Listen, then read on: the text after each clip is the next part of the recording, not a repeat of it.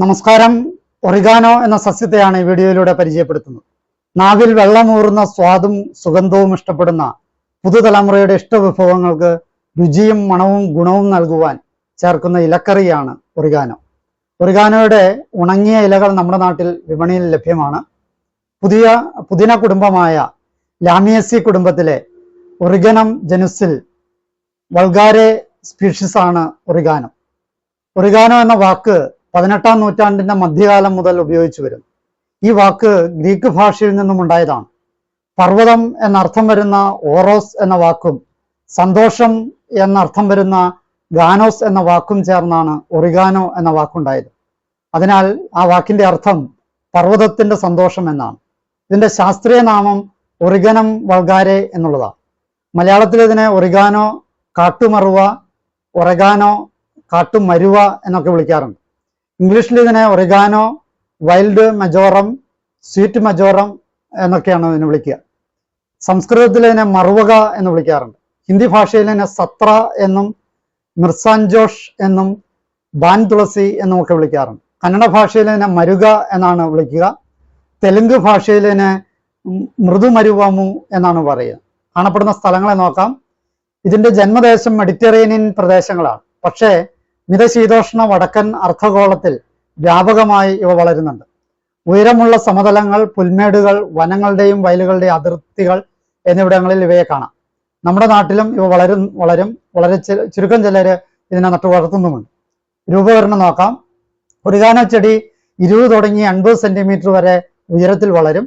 ചിലപ്പോഴൊക്കെ ഇത് ഒരു വാർഷിക സസ്യമായി നിലനിൽക്കുമെങ്കിലും തണുപ്പ് കൂടിയാൽ അവ കെട്ടുപോകും. ചൂടുള്ളതും താരതമ്യേന വരണ്ടതുമായ കാലാവസ്ഥയാണ് ഇത് ഇഷ്ടപ്പെടുന്നത്. സസ്യത്തിൽ ബാഷ്പീകരിക്കാവുന്ന എണ്ണ അടങ്ങിയ ചെറിയ ഗ്രന്ഥികളുണ്ട്. ഇത് ചെടിക്ക് സുഗന്ധവും നിറവും നൽകുന്നു. ഓരോ ഇലയ്ക്കും എതിരിലകൾ ഉണ്ടാകും. ഇലകൾക്ക് രോമങ്ങൾ ഉണ്ടാകും. ഇലകൾക്ക് 1 തുടങ്ങി 4 സെന്റിമീറ്റർ വരെ നീളമുണ്ടാകും. പുഷ്പങ്ങൾ ഏകലിംഗികളാണ്. വെള്ളയോ പിങ്ക് നിറമോ ഇളം പർപ്പിൾ നിറമോ ആയിരിക്കും പൂക്കൾക്ക്. പൂക്കൾക്ക് 2 തുടങ്ങി 4 മില്ലിമീറ്റർ നീളമുണ്ടാകും. 5 കേസരങ്ങളുണ്ടാകും. ഫലങ്ങൾക്ക് 7 തുടങ്ങി 10 മില്ലിമീറ്റർ വലിപ്പമുണ്ടാകും. ഒരു ഫലത്തിൽ അനേകം വിത്തുകൾ ഉണ്ടാകും.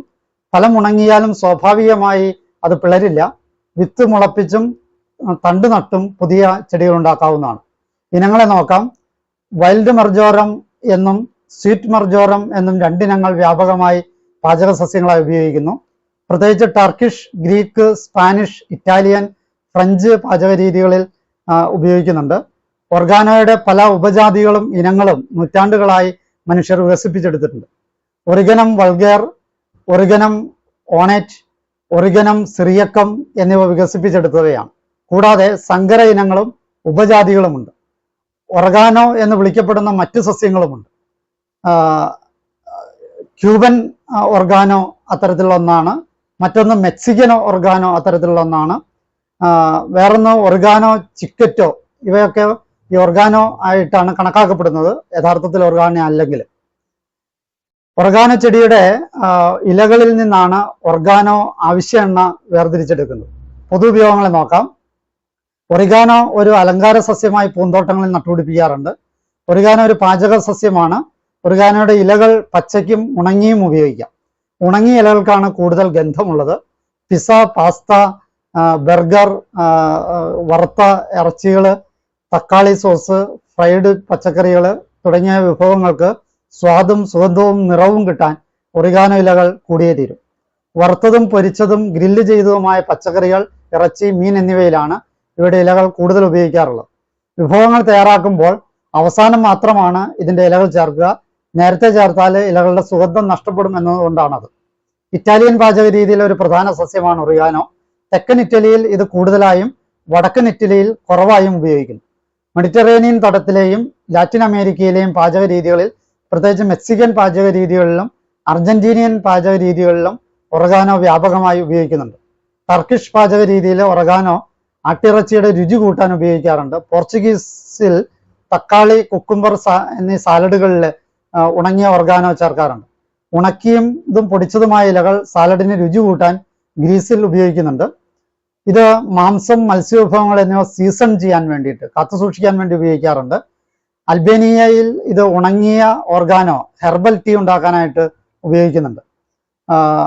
അതുപോലെ തന്നെ ഭക്ഷ്യ വ്യവസായത്തിൽ ഒർഗാനോ ഓയിലും ഒലിയറസിനും ഭക്ഷണപാനീയങ്ങളിൽ ഉപയോഗിക്കാറുണ്ട്.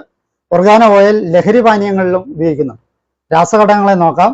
ഒറിഗാനോയിൽ ധാരാളം ഫ്ലേവണുകൾ, പോളിഫൈനോളുകൾ, ഉർസോളിക് ആസിഡ്, ഒലിനോയിലിക് ആസിഡ്, ബീറ്റാ സിറ്റാസ്റ്റിറോൾ, ട്രൈക്കോണ്ടനോൾ എന്നിവയ്ക്കൊപ്പം ഒറിഗനോളും ഈ സസ്യത്തിൽ അടങ്ങിയിട്ടുണ്ട്. ഒറിഗാനോയുടെ എണ്ണയിൽ പ്രധാനമായും മോണോടെർപ്പനോയിഡുകളും മോണോടെർപ്പിനുകളും ചേർന്നതാണ്. ഏതാണ്ട് 60-ലധികം വ്യത്യസ്ത സംയുക്തങ്ങൾ എണ്ണയിൽ വേർതിരിച്ചറിഞ്ഞിട്ടുണ്ട്. കാർവക്രോൾ, തൈമോൾ, ലിമോണിൻ, പൈനിൻ, ഒസിമിൻ,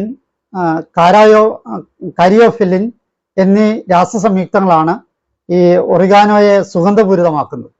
ഔഷധ മൂല്യത്തെ നോക്കാം.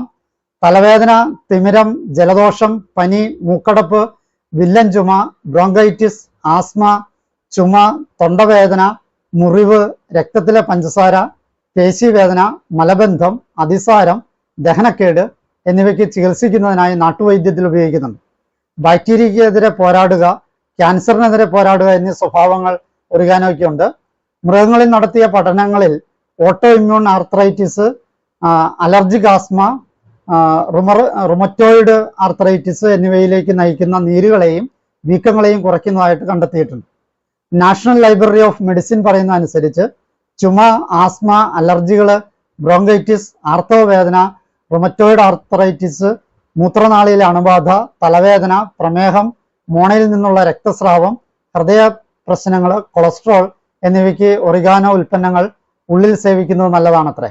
മുഖക്കുരു, താരൻ, വ്രണങ്ങൾ, പല്ലുവേദന, മോണരോഗങ്ങൾ, അരിമ്പാറ, മുറിവുകൾ, റിംഗ്വോം, റൊസേഷ്യ, സോറിയാസിസ്, പ്രാണികളുടെ കുത്ത്, സന്ധിവേദന, ഞരമ്പ് തടിപ്പ് എന്നിവയ്ക്ക് ഒറിഗാനോ ഓയിൽ പുറമെ പുരട്ടുന്നുണ്ട്.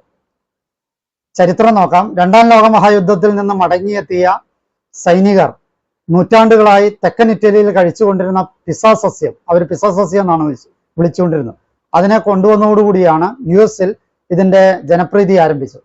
കൃഷി വിവരങ്ങളെ നോക്കാം. ഒറിഗാനോയുടെ വളർച്ചയ്ക്ക് സൂര്യപ്രകാശമുള്ളതും വരണ്ടതുമായ മണ്ണ് ആവശ്യമാണ്. ചുണ്ണാമ്പ് മണ്ണിൽ ഇവ തഴച്ചു വളരും. വിത്തുകൾ പാകിയും കമ്പ് മുറിച്ചു നട്ടും വളർത്താം. വിത്തുകൾ പാകി 2 ഇഞ്ച് നീളമാകുമ്പോൾ പറിച്ചു നടാവുന്നതാണ്. ഒറിഗാനോയുടെ വളർച്ചയ്ക്ക് അനുയോജ്യമായ pH 6 മുതൽ 8 വരെയാണ്.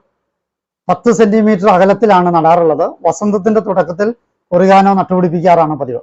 ഈ അറിവുകൾ നിങ്ങൾക്ക് പ്രയോജനപ്പെട്ടെന്ന് ആശംസിക്കുന്നു. എന്നെ ശ്രവിച്ച നിങ്ങൾക്ക് നന്ദി. നല്ല നമസ്കാരം.